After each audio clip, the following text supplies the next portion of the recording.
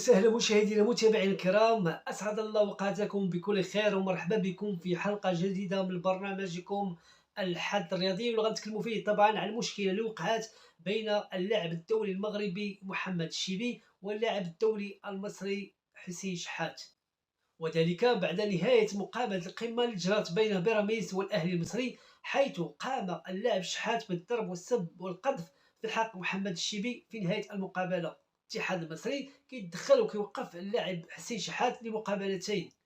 هذا طبعا مرضاش به فريق بيراميدز وكذلك اللاعب محمد الشيبي، وهنا غادي يرفعوا دعوى قضائية ضد اللاعب في القضاء المصري. الاتحاد المصري طلب من اللاعب محمد الشيبي انه يسحب الدعوه ديالو القضائيه، لكن هنا الشيبي كيرفض وكيتابع المسطره القانونيه في حق حسين شحات.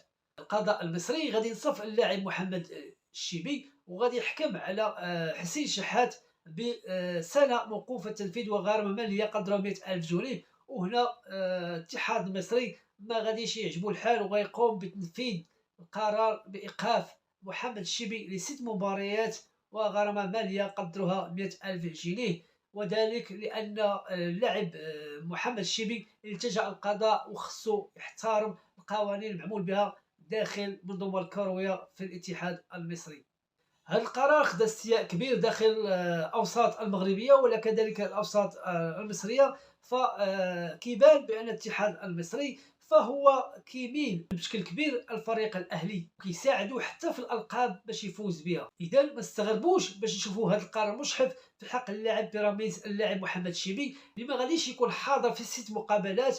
واظن ان فريق بيراميدز غادي يقدم استئناف باش على الاقل تنقص من 6 حتى 4 مقابلات، لانه فريق ينافس من اجل البطوله مع فريق الاهلي المصري.